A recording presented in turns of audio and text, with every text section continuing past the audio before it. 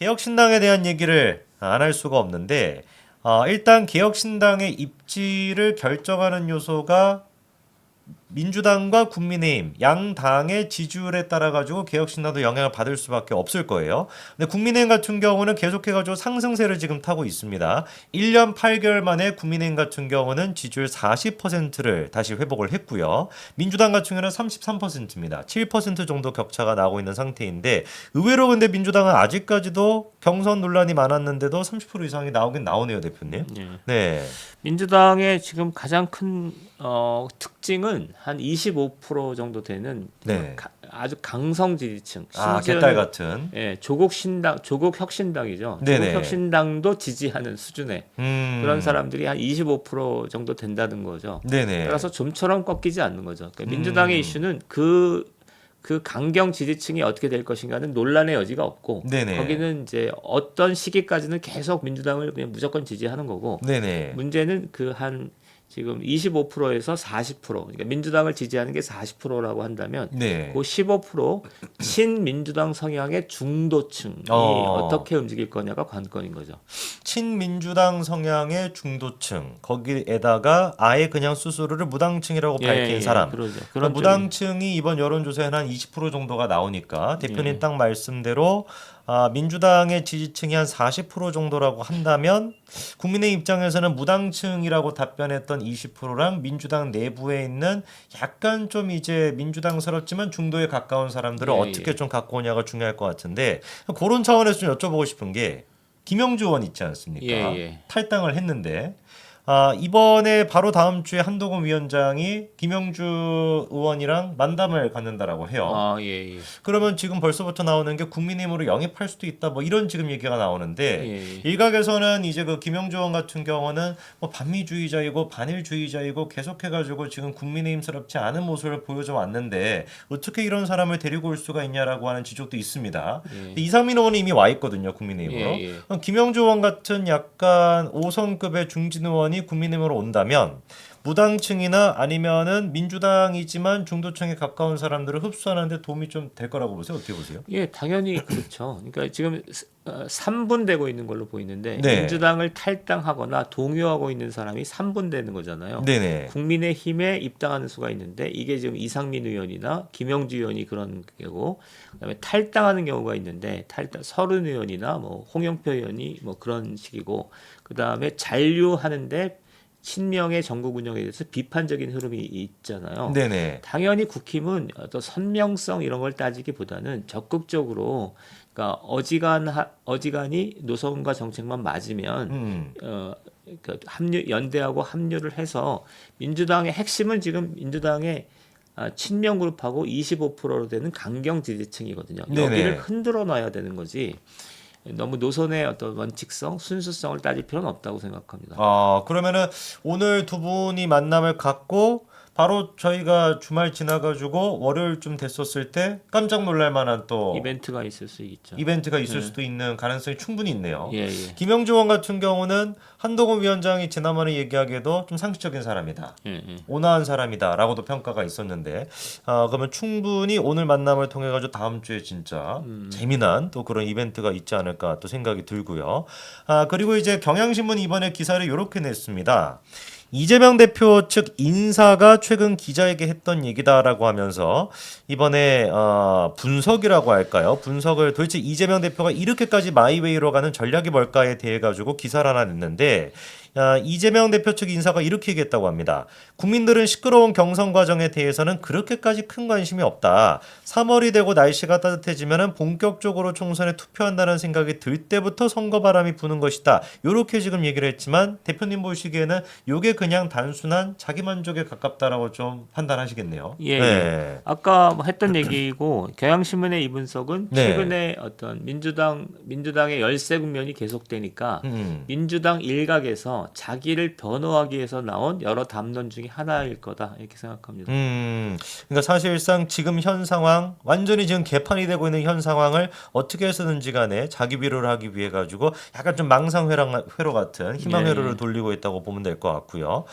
그리고 이제 제3지대 그 개혁신당 얘기를 안 할 수가 없는데 이준석 대표가 도대체 어떻게 선거를 치를까 이게 지금 좀 관심 포인트입니다. 그러니까 지금 본인의 주장에 따르면은 절대로 자기는 비례대표를 생각한 적이 없고 한 번도 옵션으로 검토한 적도 없다라고는 강조를 하고는 있거든요.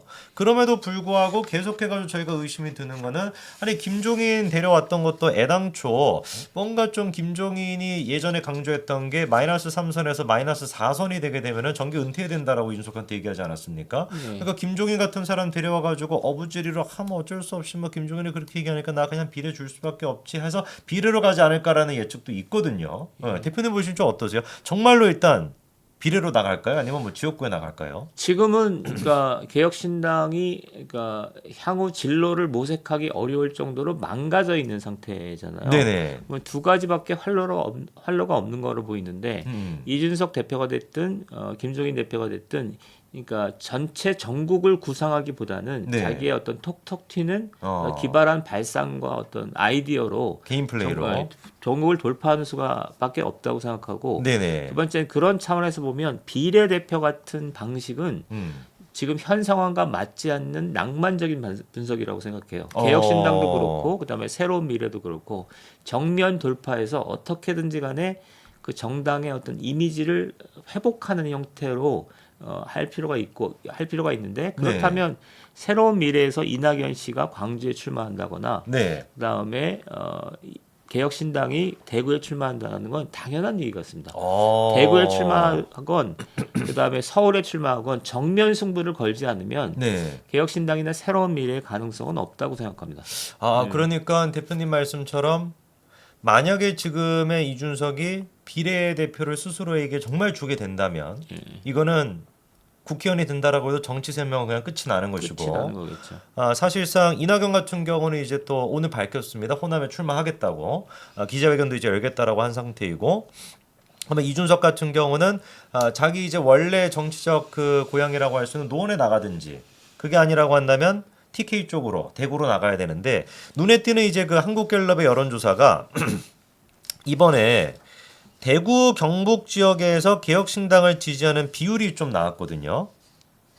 몇 퍼센트일 것 같습니까, 여러분? 이번에 한국갤럽이 발표한 대구 경북에서 개혁신당의 여론조사 지지율이 몇 퍼센트 정도 나왔을까? 일단 전국으로 봤을 때는 개혁신당의 지지율이 전주와 동일한 3%가 나왔고요. 그러면은 대구 경북 요 지역에서는 개혁신당에 대한 지지율이 몇 프로가 나올 것 같냐? 참고로 말씀을 드리면은 대구 경북에서 새로운 미래 이낙연 신당 같은 경우는 지지율이 2%고요. 새진보연합 같은 경우는 1%입니다. 그러면은 개혁신당에 대한 지지율은 몇 퍼센트일까? 놀랍게도 0%입니다. 예. 정말 제로가 나왔습니다. 예. 그러니까 이게 한 94명이 지금 응답을 했거든요. 94명이 응답했는데 94명 중에서 개혁신당을 지지한다라고 답변한 사람이 한 사람도 없었다는 얘기예요. 이건 좀 의미가 크지 않겠습니까, 대표님? 네. 지금 결국은 새로운 미래는 광주에서 네. 개혁신당은 대구에서 무언가 활로를 찾아야 되는 국면이잖아요. 네네. 근데 대구의 경우 이미 국민의힘이나 한동훈 위원장이 그 무당층이나 이런 데를 상당히 흡수한 상태이기 때문에 네네. 여지가 아주 좁아져 있는 상태로 보여요. 그렇다면 뭐 대구가 안 된다면 수도권에라도 뭘 네네. 해야 되는 거고 광주는 지금 민주당 상황이 좀 흔들리고 동요하고 있기 때문에 네네. 광주에서 새로운 미래가 무언가를 할 수 있는 가능성은 있는 거죠. 그래서 이낙연 씨가 출마한다거나 뭐 신문 뉴스에 보면 확인하기는 어렵지만 임종석이 뭐 광주에 출마한다거나 네네. 왜냐하면 광주에서는 뭔가 가능성이 그래도 있는 거니까 네네. 국민의힘의 후보가 너무 약체이기 때문에 네네. 그런 가능성으로 봅니다. 이것도 결국은 국민의힘이 우위에 서고 민주당이 열위에 서는 정치 국면과 연동해서 파악할 필요가 있겠다. 그래서 개혁신당의 대구에서의 가능성은 점점 더 사라지고 있다 이렇게 볼 수 있습니다. 그러니까요. 이번에 여론조사 봐도 개혁신당이 대구에서 뭔가 하기에는 이 0%면은 녹색정의당과 지지율이 똑같아요. 거기도 0%거든요. 좀 심지어 대구 경북 지역에서 민주당을 지지하신다라고 답변한 분들도 한 19%나 되는데 개혁신당을 지지한다는 건 0%고 반대로 이제 서울, 경기, 인천 쪽에서 같은 경우는 그래도 개혁신당의 지지율이 좀 나옵니다. 6%, 4% 정도 나오니까 대표님 얘기하신 것처럼 정말로 이준석이 비례로 가는 거는 정치 세명이 끝장나는 것이고 예, 그게 예. 아니라 지역구로 출마한다라고 한다면 서울로 나가야 된다라는 건데 서울로 나간다고 한다면은 노원에 나가는 게 사실 제일 그게 맞긴 맞겠네요. 서울도 6%니까 기중 낮긴 한데 네네. 6% 정도로는 어떤 정치적 활로를 구하기 쉽지 않겠죠. 어. 뭔가 이겨야 되잖아요. 그렇죠. 그러니까 소선거구제 하에서 양당 체제에서 그거를 돌파할 만한 지금 동력은 대중적 동력은 없는 상태 같습니다. 이거는 이미 망가져 있다는 것을 전제로 해서 뭔가 해야 되는 거지. 네. 뭔가 그렇지 않고 뭔가 상황을 쉽게 돌파할 수 있을 것처럼 생각하는 거는 오산인 것 같아요. 그러면 지금 이게 전체 지지율로 봤을 때 개혁신당이 3% 정도 나온다고 한다면 비례로 만약에 간다라고 해도 한두 명 정도밖에 안 네. 되겠네요. 네. 두 명도 좀 힘들 지금 추세로 보면은 두 그래 명이 보입니다. 힘들겠죠. 그러면 1번을 일단 여성이 무조건 가져가야 되니까. 예. 그러면은 1번을 가져갈 만한 사람이 딱히 또 없네요. 양양자는 일단 예. 출마를 했는데 양양자한테 비례를 주기도 쉽지 않을 것 같은데. 그러니까 양향자, 금태섭 뭐 이런 게 쭉 있잖아요. 류호정도 이런 있고. 분들이 쭉 있잖아요. 네. 이런 분들은 마땅히 지역구로 가서 돌파를 해야 되죠. 네. 그리고 비례는 되면 그래도 한 세석 정도는 돼야 그렇죠. 그게 정치 세력으로서 의미가 있는 거지. 지역구에서 다 떨어지고 그다음에 비례에서 한 명 1번 정도. 여자가 여성 정치인이 된다. 이거는 사실은 정치 세력으로서의 어떤 가능성이 사라진 거고. 그렇죠. 개혁신당의 어떤 정치적 실험이 실패했다는 걸 의미하는 거죠. 그리고 이번 총선 때 정치적 실험이 아마 최종적으로 실패하는 것 쪽으로 방향을 틀지 않을까 싶습니다. 완전히 그러면 지금 그 용해인 있는 그 뭐였습니까? 기본소득당인가 뭔가 급굴나지 않을까 싶은데 그나마 지금 이제 개혁신당에 남아 있는 여성이 허나 말고는 없는 걸로 제 기억이 나는데 예. 허나가 1번을 또 받을 수 있을지. 애당초 허나 같은 경우는 우리 이준석의 픽에서 좀 멀어진 것 같은 느낌이 있는데 수석 대변인이라고 하는데 보면은 대변인직을 이준석이 다 하고 있지 않습니까? 자기가 온갖 방송에 다 나와가지고. 네. 그러니까 전체적으로 보면, 그러니까 저는 개혁신당에 대해서 어떻게 판단할 거냐면 네. 양당 체제가 있었는데, 양당 국민의힘과 민주당이 있었는데, 저는 민주당이 균열되는 과정에 있다고 생각해요. 네네. 국힘이 양당의 한 축으로서 유지를 한다면 민주당이 친명 그룹과 비명 친문 그룹으로 분화되는 과정에 있고.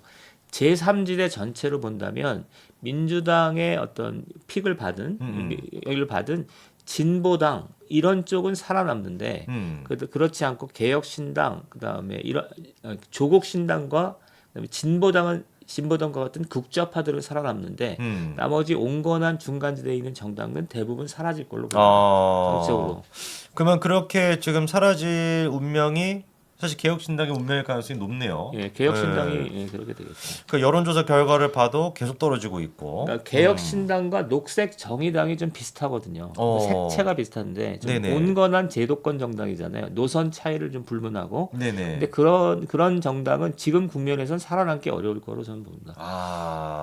살아남기가 어려울 것이다. 사실상 뭐 활로를 뭐 이렇게 뭐 만들려고 해도 개척하려고 해도 딱히 지금 보이지 않는 그런 좀 지금 고립된 상태로 점점 더 이게 심해질 것 같아요. 그렇죠? 예, 민주당은 더 분열이 심해질 테니까.